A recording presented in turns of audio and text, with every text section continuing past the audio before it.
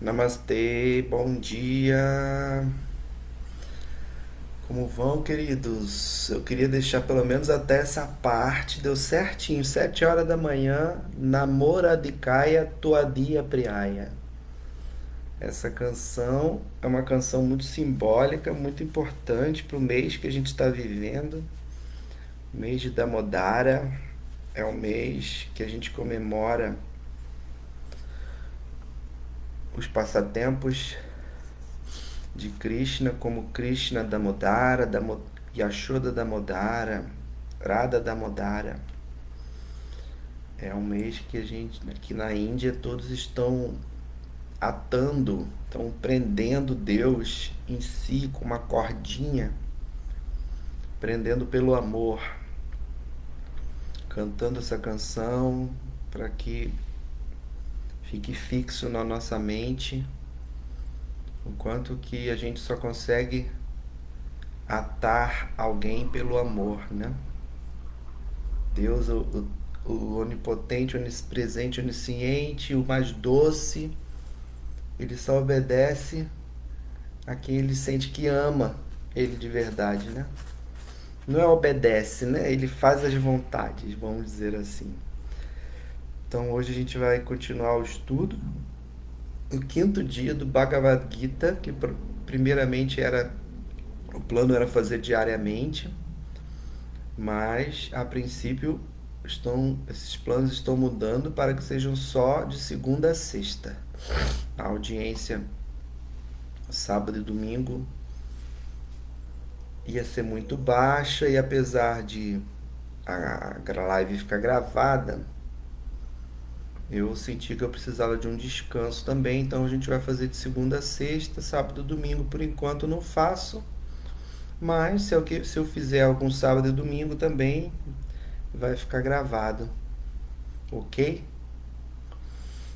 Então, meu nome é Raghunandan Das e a gente vai começar o estudo de hoje no capítulo 2 do Bhagavad Gita, o Gita não sectário, com comentários espiritualistas sobre os versos. Om Namo Bhagavate Vasudevaya. Om Namo Bhagavate Vasudevaya. Om Namo Bhagavate Vasudevaya.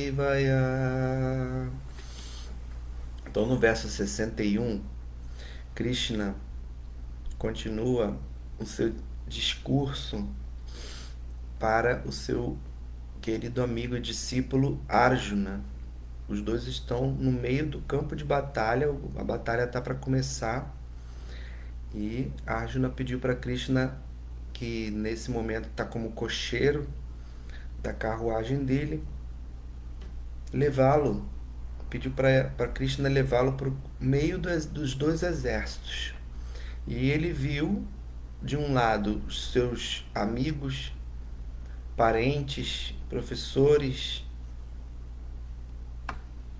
avós, né? Pais, tios,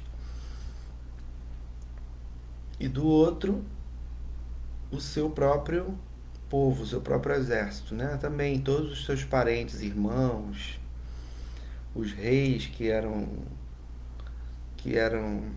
favoráveis a que os Pandavas ficassem no governo, né? A princípio uma guerra política, né?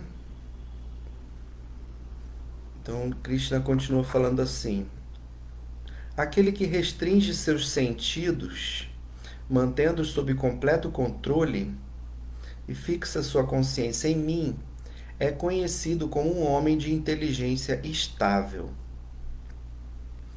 Verso 62. Enquanto contempla os objetos dos sentidos, a pessoa desenvolve apego a eles, e de tal apego se desenvolve a luxúria, e da luxúria surge a ira. Então eu vou comentar esses dois versos, apesar de serem bem famosos. Esse terceiro, o 63, é o mais famoso de todos, então eu vou deixar ele para um comentário só. Krishna fala aquele que restringe seus sentidos. Aí a pergunta logo vem, né? Como restringir os sentidos? Como manter os sentidos sob completo controle? Imagina uma pessoa que nunca fez isso, nem sabe o que é restringir os sentidos. Talvez ache que restringir os sentidos seja fechar o olho na hora da meditação, botar uma musiquinha para sentir, para ouvir uma música agradável. Mas aí botou a música e já era, não está mais restringindo os sentidos, né? Que o ouvido fica ali ligado na música. Você senta, se você tiver dor no corpo, também não vai ficar muito. O sentido do tato, pelo menos, não vai ficar muito restrito. Aí você vai, a vizinha começa a fazer comida. Aí o seu nariz sente o cheiro do sentido da comida. Vai restringir como? Vai parar de sentir o cheiro? Qual é o outro sentido que faltou? Tato, olfato, paladar. Paladar. Paladar talvez dê para sentir, né? Talvez dê para restringir. Então, pelo menos são duas restrições aí. Mantendo sob completo controle. Aí, meu filho, já está pedindo demais. Aí ele dá uma dica. Apesar dele de não dizer que é dica, ele fala: e fixa sua consciência em mim. Você senta para meditar, você não vai ficar meditando no vazio, porque, primeiro, é impossível. Você pensa em esvaziar a memória, aí que ela começa a encher. Você pensa em concentrar no agora, aí vai para o passado, vai para o futuro. Pensa em concentrar na respiração, não dura 1 minuto. Aí, o que ele diz então? Que essa pessoa que já consegue fazer isso é um homem de inteligência estável. Enquanto você contempla o objeto dos sentidos, você se apega a eles. É óbvio que ele não está falando da hora da meditação, ele está falando da hora que a gente está procurando algo bonito para olhar, procurando algo cheiroso para cheirar, procurando algo gostoso para tatear. Os sentidos, eles sempre procuram aquilo que é agradável a eles. Por isso que esse apego surge. E desse apego, Krishna fala, vem a luxúria, e da luxúria surge a ira. Lembrando que na Índia, essa palavra lust, luxúria, em sânscrito é kama, kama, do Kama Sutra, do Kama Deva. Ele não quer dizer desejo sexual, ele quer dizer desejo material. Ok?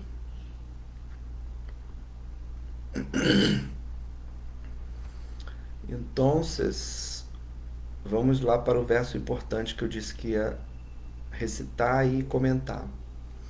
Bhagavad Gita 2.63.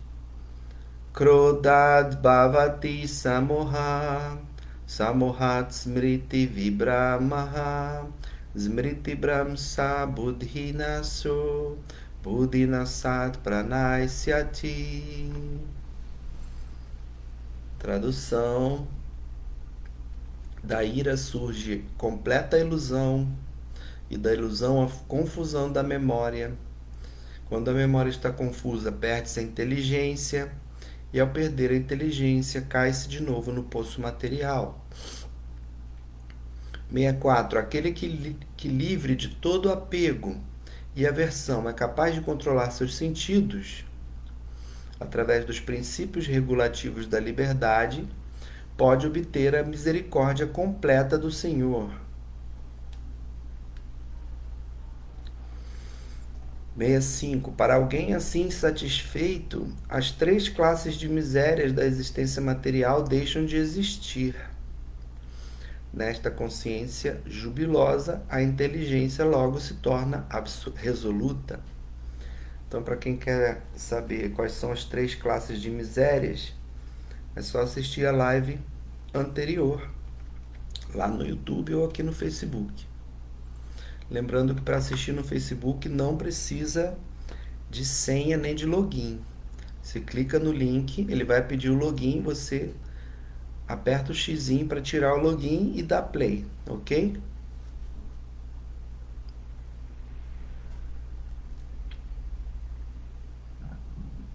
Ele fala aqui no verso 64 dos princípios regulativos da liberdade, né?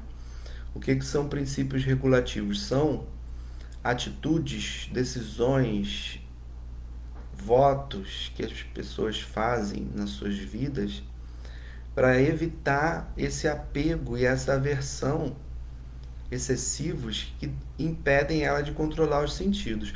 Quando Srila Prabhupada e Krishna aqui, Srila Prabhupada explica e Krishna, os nossos mestres todos explicam, mas Krishna principalmente quis dizer aqui, segundo Vyasadeva, controlar os sentidos não é ficar tentando não usar os sentidos, é não se apegar ao objeto dos sentidos. Então você está lá cantando o seu rosário, ou tentando meditar, ou etc. E você sente essas coisas todas, você só não se apega àquilo ali. Está sentindo o cheiro de comida, mas não quer dizer que você vai sair correndo atrás da comida, né? E aí no 65 ele continua, no 66. Quem não está vinculado ao Supremo não pode ter inteligência transcendental nem mente estável, sem as quais não há possibilidade de paz. Então, o que ele quer dizer aqui? Que não estar apegado aos sentidos é tentar estar vinculado ao Supremo. Então, você está ali no seu momento de concentração, de meditação, tenta pensar no que você entende que é Deus. De preferência um Deus que tenha forma, porque a sua mente ela entende melhor dessa forma. E o final do verso Krishna fala: e como pode haver alguma felicidade sem paz, né? Essa paz de estar concentrado em Deus, em Krishna. Por isso que é recomendada a meditação sempre numa forma. Verso 67. Assim como um barco na água é arrastado por um vento forte, até mesmo um só dos sentidos errantes em que a mente se concentre pode arrebatar a inteligência do homem. Tem até aquela história do yogi, né? Que estava no fundo do oceano fazendo austeridade há vários anos, não pensando em nada material. E aí ele abriu os olhos, viu um casal de peixinhos copulando. E foi suficiente para a luxúria, aí sim, a luxúria sexual. Parece parece como é que chama aquela expressão quando você está reforçando outra? Me falhou agora. Parece que ele está sendo enfático demais, né? Luxúria sexual, mas não, né? Como eu falei, tem vários tipos de luxúria. Ele saiu da meditação e foi procurar uma esposa. E aí, em vez de casar com uma só, casou com 50. As filhas do rei. Né? Então, um só dos sentidos pode arrebatar a inteligência das pessoas. 68. Portanto, ó pessoas de braços poderosos, o indivíduo cujos sentidos são restringidos de seus objetos, com certeza tem uma inteligência estável. Então ele está falando, para de sentir, para de cheirar. É impossível, gente. Você vai meditar com um pregador no nariz? Porque vai ter cheiro. Em algum momento vai chegar um cheirinho de comida ali no seu nariz. Aí você vai...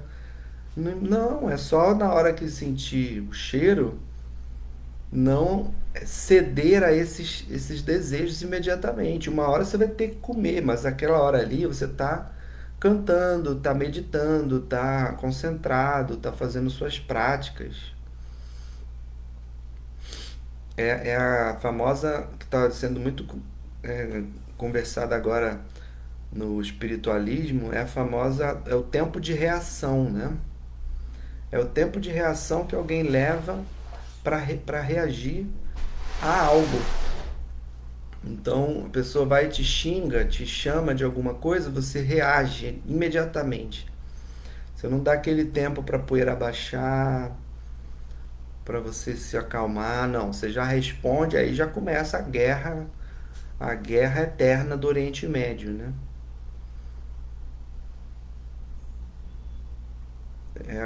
Aquela pergunta que é aquela máxima que meu professor de Bhakti Yoga sempre fala, né? Só um tolo responde a uma pergunta assim que ela é feita, né? Você faz a pergunta e já quer que o outro responda rapidamente, né? 69. O que é noite para todos os seres humanos é a hora de despertar para o autocontrolado, e a hora de despertar para todos os seres é noite para o sábio introspectivo. Verso 70. Aquele que não se perturba com o incessante fluxo dos desejos, que entram como os rios no oceano, o qual está sempre sendo enchido, mas sempre permanece calmo, pode alcançar a paz, e não o homem que se esforça para satisfazer tais desejos. Então, por exemplo, tem algumas doutrinas aí que são pregadas, doutrinas hedonistas, que falam que quando uma pessoa tem um desejo, ela tem que ir tentando satisfazer ele ao máximo. Que, por exemplo, de tanto você fazer aquilo, você perde a vontade, perde o gosto de fazer. Por exemplo, a pessoa tem desejo sexual, então ela tem que fazer sexo o máximo possível até perder a vontade. E os Vedas e outras doutrinas explicam que isso é o contrário do que se alcança, né? É óbvio que a pessoa não tem que restringir, né? A pessoa é casada e tem relações íntimas com a parceira, com o parceiro, não precisa ser 30 vezes por dia, todos os dias. Mas um momento você vai estar com a sua esposa, com o seu marido ali de forma íntima, e aquilo vai ajudar a aumentar a relação de carinho entre vocês. Então isso é um sexo regulado. Agora, só porque sentiu vontade, vai ficar igual o cachorrinho no cio toda hora ali, até passar o desejo, não vai passar o desejo. Quanto mais fizer, mais vai vir desejo. Vai ficar fazendo 10 anos que não vai passar. Só que ser humano, ele pode refrear esse desejo de alguma forma. Não precisa ser, como eu falei, virar celibatário, fazer penitência, botar cinto de castidade. Não precisa fazer isso. Mas essa outra doutrina diz que sim. Então eu dou boa sorte para quem tentou. Eu já conheci várias pessoas que tentaram, não só com a questão sexual, mas outras, e depois voltaram com o rabinho entre as pernas, dizendo: realmente a gente não pode desafiar o nosso corpo, não, porque ele é plástico, né? O que vai acontecer se você der linha, der corda para um desejo? Onde vamos parar? Será que você vai encontrar a paz no final das contas? Verso 71. Aquele que abandonou todos os desejos para o prazer dos sentidos, que vive livre de desejos, que abandonou todo o sentimento de propriedade e não tem falso ego, só ele pode conseguir a verdadeira paz. 72. Krishna continua: este é o caminho de uma vida espiritual e piedosa, e o homem que a alcança não se confunde. Se ele atingir esta posição, mesmo que somente à hora da morte, poderá entrar no reino de Deus. Olha que importante de tudo isso, o mais importante da frase é mesmo que somente à hora da morte, porque é geralmente nesse momento mesmo que se atinge esse estado. Então não acha que você fez 6 meses de japamala, de de meditação arcturiana, de mesa radiônica do Exu, do Semente da Vida, que você já vai alcançar esse estado, né? A não ser que realmente, né, as pessoas te identifiquem como um iluminado, porque você mesmo se identificar como iluminado é meio difícil, né? Alguém se autodeclara iluminado, a gente já tem que desconfiar, mas tudo bem. Cada um com a sua maluquice, cada um com a sua doideira, né? Olha, eu me iluminei. A pessoa é um isqueiro, ela mesmo apertou o botãozinho ali para se iluminar. Ah, foi missão de outra vida. Tá bom. Vamos ouvir e ficar observando. Vamos agora para o capítulo 3. Muito bem, a gente está fazendo um capítulo a cada 2 encontros. Maravilha. E Prabhupada dá esse nome desse capítulo de Karma Yoga. Lembra que eu falei que os 6 primeiros capítulos do Gita falam de Karma Yoga? A gente já está no capítulo 3, estamos na metade do ensinamento de Karma Yoga. Verso 1. Arjuna disse, ó Janardana, ó Keshava, ele fala 2 nomes de Krishna aqui. Se você acha que a inteligência é melhor do que o trabalho fruitivo, por que você quer que eu lute nesta guerra terrível?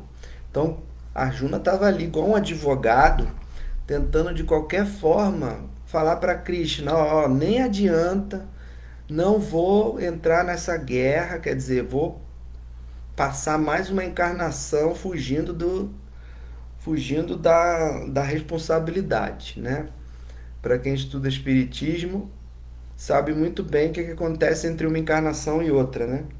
A pessoa faz um plano ali, não, nessa encarnação eu vou fazer acontecer, vou abrir uma casa espírita, vou fazer evangelho no lar todo dia, vou fazer acontecer, vou fazer um monte de coisa. Chega aqui, querido, vai fazer feijoada, vai fazer churrasco na laje, é só alegria. Então ele fala aqui, ó. Por que que você quer que eu lute? Por que que você quer que eu vá lá para aquele lugar reencarnar, entrar num corpo e sair vivendo? Ah, mas aí tá, então eu reencarnei, pronto. Pelo menos eu vou aproveitar um pouco da reencarnação. Vou casar, vou ter um monte de filho para ser feliz. Ai, quanto filho, meu Deus. E a pessoa consegue lutar, a guerra dela vai ser contra ela mesma. Ah, então se fosse assim, então ninguém tinha filho. Não, tem hora que realmente, quando o filho tem que vir, vem. Mas a guerra fica igual esses guerreadores de hoje em dia, né? Que tem um monte de general e fica na sua casa, na sua mansão, mandando bomba para tudo quanto é lugar e não vai para o campo de batalha, né? Nessa época aqui, os reis eles iam lutar junto com a população nas guerras. Há 5.000 anos atrás, eram guerras pela honra, não eram guerras de... Um dos exércitos talvez lutasse pelo poder ali, para usurpar, para acabar com o Dharma, com a religiosidade do planeta, mas sempre um dos exércitos era um exército realmente que lutava pelo Dharma, pela honra. E Arjuna, quando se viu naquela posição ali de guerra, ele viu que a guerra não tem sentido. Então ele está falando para Krishna, você não sabe que a guerra não tem sentido, para que você quer que eu lute? Mas aí a gente entra nessa questão do porquê está tendo essa guerra e por que a gente tem que lutar, querendo ou não. Karma Yoga. Verso 2. Minha inteligência ficou confusa com suas instruções equívocas. Está chamando Krishna, está dizendo que ele está errado. Portanto, por favor, diga-me decisivamente o que será mais benéfico para mim. Nessa época, nesse momento aqui, Arjuna ainda não aceitou Krishna como mestre. Ele ainda vê Krishna como primo dele, ali evoluído, que sabe pra caramba, né?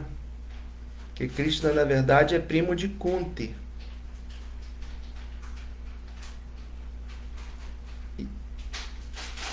Perdão, Krishna, na verdade, é primo de... Ah, não, a mãe de Krishna... Não, o pai de Krishna, o nome dele é Vasudeva, ele é irmão de Kunti, que é a mãe dos Pandavas. Então Krishna é primo de primeiro grau dos Pandavas, isso mesmo. Acho que é isso. Então ele ainda vê Krishna como o primão ali mais velho, já é rei, né? Mas ao mesmo tempo ele pergunta: por favor, me diz aí o que será mais benéfico para mim, mesmo Krishna já tendo dito, né? Mas ele quer se convencer. Verso 3. A Suprema Personalidade de Deus disse: ó Arjuna, que não tem pecados, ó Arjuna sem pecados, acabei de explicar que existem duas classes de homens que tentam compreender o eu. Uns se inclinam a compreendê-lo pela especulação filosófica empírica e outros pelo serviço devocional. Verso 4. Só por nos abstermos da ação não significa que estamos livres da reação. Nem somente pela prática da renúncia pode-se atingir a perfeição. Esse verso é importantíssimo, porque de uma cajadada só, de uma caixa d'água só, ele define karma. Ele diz que é impossível ter a karma sem seva, sem serviço devocional. E ele fala que só vairagya, só renúncia, não leva a perfeição, não leva a moksha. Então, verso 4 do capítulo 3. Na karmanam nanarambham naishkarmyam purushosnute nacha sanyasadeva siddhim samadhi gachati. Tradução, essa que eu falei antes. Verso 5. Krishna continua. Agora ele vai dar mais argumentos ainda para os contextos que ele falou aqui. Todos são irremediavelmente forçados a agir segundo as qualidades que adquirem dos modos da natureza material. Portanto, ninguém pode deixar de fazer algo, nem mesmo por um momento. Verso 6. Aquele que restringe os sentidos da ação, porém, cuja mente continua nos objetos dos sentidos, de certo ilude a si mesmo e é chamado de impostor. Mas é impostor porque é hipócrita, né? Mas é hipócrita também, não é nem por culpa da pessoa, porque ela não consegue restringir, ela não tem um jeito de restringir os objetos da ação. Ela fica tentando forçar a mente a não pensar, forçar o nariz a não sentir cheiro. É impossível, gente. Aí ela fica parada no lugar, achando que aquilo ali não produz efeito. Aquela causa ali não produz efeito, mas é óbvio que vai produzir. Ele deu a dica aqui, ó. Verso 3. É pelo serviço devocional. Quando você está ali com a mão na massa, é que você consegue, aí sim, não fazer karma. E aí você realmente muda o seu futuro, né?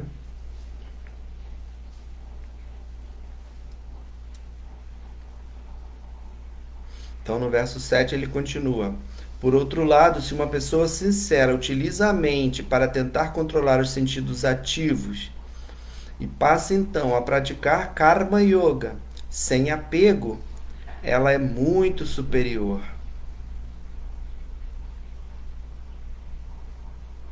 Todo mundo já se familiarizou com a expressão Karma Yoga? Yoga é conexão, karma é ação. Então é você se conectar com o sagrado, com Deus, com deusa, através da ação e não através da tentativa de inação. Sendo essa ação a ação que for, né? Que beneficie essa conexão, inclusive. Porque você vai estar usando os seus sentidos para outras coisas e não tentar refrear os seus sentidos. Você substitui os sentidos que ficariam concentrados no objeto dos sentidos, você substitui por sentidos superiores, por gostos superiores. Então eu estou aqui cozinhando, mas eu estou cozinhando para o orixá. Eu estou cozinhando, mas eu estou cozinhando para Krishna. Eu estou cozinhando, mas essa comida aqui eu vou dar para os pobres. Eu estou cozinhando, mas essa comida aqui eu vou usar na cerimônia. Eu vou fazer uma ação beneficente. Você está usando, você não está cozinhando só para sua barriga ficar gostosíssima ali. Assim, você está cozinhando para alguma coisa. Então isso é Karma Yoga. Você tá, é a mesma coisa que dizer que você está cozinhando para o amor, para desenvolver o amor em alguém. Não é um cozinhar egoísta. Ai, adoro isso aqui, vou fazer para eu comer. Não. Então é você ressignificar as ações. Olha, eu faço yoga, fico 1 hora fazendo várias posturas, respirações, pranayamas, asanas, para ficar bonitinho e esteticamente aceitável e saudável. É esse o objetivo que você vai atingir. Agora, estou fazendo yoga para eu me conectar, para eu ficar com um corpo saudável, para eu poder meditar 1 a 2 horas sem parar e não sentir dor no corpo. Você ressignificou o sentido do yoga. Eu vou me alimentar bem para o meu corpo ficar saudável, para eu não ficar cansado rápido. Você ressignificou o sentido da prática de atividade física. Dá para entender um pouquinho, gente? Qualquer pergunta, estou à disposição, tá?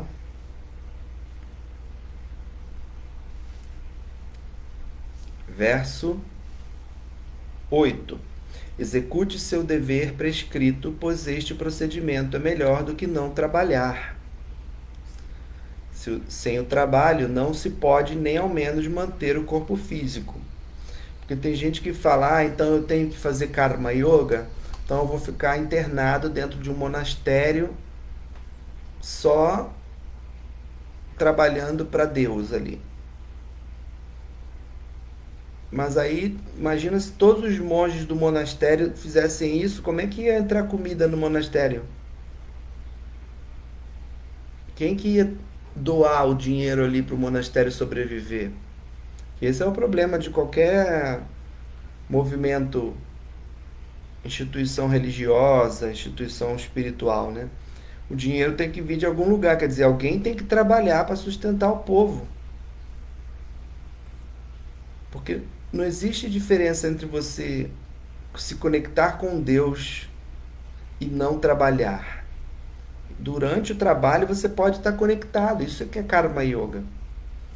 Nem que você, na hora que estiver lá suando, achando a cuca para trabalhar, você pensa, bom, eu estou fazendo isso aqui para que eu tenha dinheiro para manter o meu corpo físico para poder fazer vida espiritual. Entendeu? Verso 9. Deve-se realizar o trabalho. Trabalho mesmo, gente. Quando ele fala trabalho aqui, é trabalho, laboro. Vai ganhar salário. Deve-se realizar o trabalho como um sacrifício a Vishnu. Um sacro ofício. Ofício, né? Você está trabalhando de forma sacralizada a Vishnu, a Deus, a Krishna. Caso contrário, o trabalho produz cativeiro neste mundo material. Você fica escravo do trabalho. Portanto, ó filho de Kunti, que é Arjuna, Execute seus deveres prescritos para a satisfação dele. E desta forma você sempre permanecerá livre do cativeiro. No verso 10, ele vai começar a dar mais argumentos. Então eu vou interromper aqui nosso estudo de hoje. E amanhã a gente continua no verso 10. Tá? Qualquer dúvida, coloquem aí no Facebook. Daqui a pouco no YouTube. E uma ótima semana para vocês. Hoje é dia 28 de outubro de 2024. E que a semana de vocês seja cheia de Deus. Ok? Gaura Premanande Hari Hari Bol.